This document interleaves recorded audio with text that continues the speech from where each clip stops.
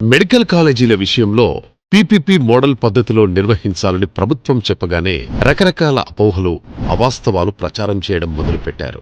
గత 7 దశాబ్దాలుగా ప్రభుత్వం మరియు ప్రైవేట్ వ్యక్తులు సంస్థలతో కలిసి విద్యా, వైద్య రంగాలలో నాణ్యమైన సేవలందిస్తున్నాయి. ఉదాహరణకు మెమోరియల్ స్కూల్స్, మిషనరీ స్కూల్స్.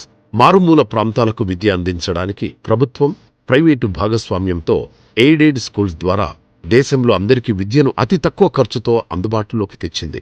మన తల్లిదండ్రులు, తాతలలో 80% ఈ ఎయిడెడ్ పాఠశాలల్లో చదివినవారే. పీపీపీ వల్ల దోపిడీ జరుగుతుందనే మాట ఎంత అబద్ధమో ఈ ఎయిడెడ్ స్కూల్స్ ని చూస్తే అర్థమవుతుంది. అందరికీ తెలిసిన 108 సేవ కూడా ప్రైవేట్ భాగస్వామ్యంతో నడుస్తుండగా దేశంలో ఎన్నో మెమోరియల్ హాస్పిటల్స్ ప్రభుత్వ సపోర్టుతో అతి తక్కువ ఖర్చుతో పేదలకు నాణ్యమైన వైద్యం అందిస్తున్నాయి. కాబట్టి ప్రైవేట్ అనగానే వ్యాపారం మాత్రమే కాకుండా సేవ చేసే సంస్థలు కూడా ఉన్నాయని అర్థం చేసుకోవాలి. ఆంధ్రప్రదేశ్ ప్రభుత్వం వ్యాపార కోణంలో కాకుండా చారిటబుల్ సంస్థలకు మాత్రమే మెడికల్ కాలేజీలు అప్పచెపుతాం అని అసెంబ్లీ సాక్షిగా చెప్పింది. 2025లో ఆంధ్రప్రదేశ్ 10 కొత్త కాలేజీలకు టెండర్లను పిలిచింది. గుజరాత్, మధ్యప్రదేశ్, మేఘాలయ, అరుణాచల్ ప్రదేశ్, బీహార్, కర్ణాటక రాష్ట్రాల్లో కూడా పీపీపీ మోడల్ మెడికల్ కాలేజీల నిర్మాణం కోసం టెండర్లు పిలిచారు. పీపీపీ మోడల్లో ప్రభుత్వం భూమిని అందిస్తే ప్రైవేట్ కంపెనీలు నిర్మాణం, మౌలిక సదుపాయాలు, బోధనా సిబ్బంది మరియు నిర్వాహకులకు నిధులు సమకూరుస్తాయి.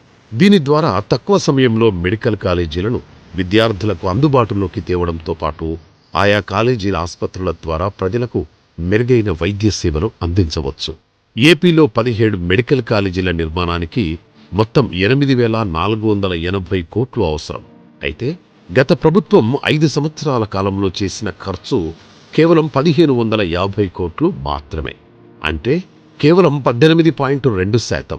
ప్రస్తుతం ప్రభుత్వం ఒక్క ఏడాదిలోనే 786.82 కోట్లు అంటే 9.2% ఖర్చు చేసింది.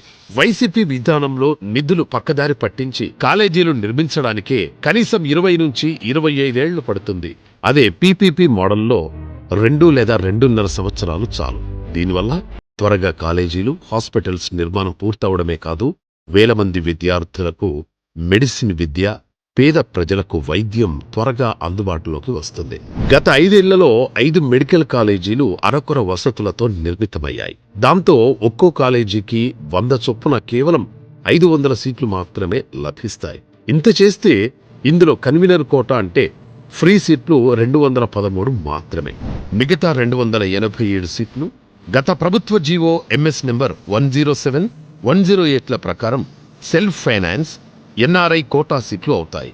కానీ పీపీపీ మోడల్లో నిర్మించిన కాలేజీలలో ఒక్కో కాలేజీకి 150 సీట్లు వచ్చే అవకాశం ఉంటుంది. అంటే మొత్తం 2,550 సీట్లు 2 ఏళ్లలో అందుబాటులోకి వస్తాయి.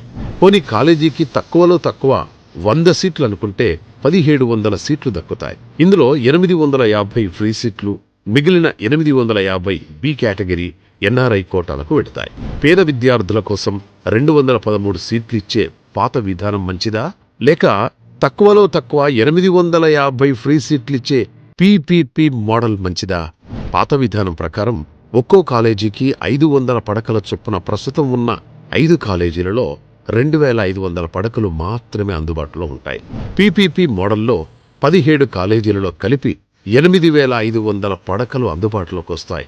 అందులోనూ 6,000 పడకలు పేదలకు ఉచితం. ప్రజారోగ్యానికి సంబంధించి ప్రతి కుటుంబానికి 25 లక్షల రూపాయల ఆరోగ్య బీమా పథకాన్ని అందుబాటులోకి తీసుకొచ్చేందుకు మా ప్రభుత్వం ప్రణాళికలు చేపట్టింది.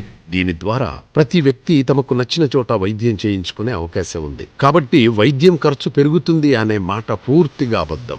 పీపీపీ మోడల్ అంటే పూర్తిగా ప్రైవేట్ వ్యక్తులకు ఇవ్వడం కాదు. వాళ్ళు రన్ చేస్తారు. రన్ చేసిన తర్వాత ఇన్ని సంవత్సరాలు వాళ్ళు ఆపరేట్ చేసి తిరిగి ఆస్తి గవర్నమెంట్కి ఇస్తారు. గవర్నమెంట్ ఇది ఓనర్. అల్టిమేట్ గా ఆస్తి మనకే వస్తుంది. కాబట్టి ప్రభుత్వ ఆస్తి భద్రంగా ఉంటుంది. అది కాకుండా కళాశాల నిర్మించడానికి వచ్చే ఈ ప్రైవేట్ సంస్థలు లాభాపేక్ష లేని చారిటీ సంస్థలై ఉండాలని ప్రభుత్వం స్పష్టంగా టెండర్ నియమాలలో పేర్కొంది. కాబట్టి వైద్య విద్యను, వైద్య సేవలను పేదలకు అందుబాటులోకి తేవడానికి పీపీపీ మోడల్ని ప్రభుత్వం ఎంచుకుంది.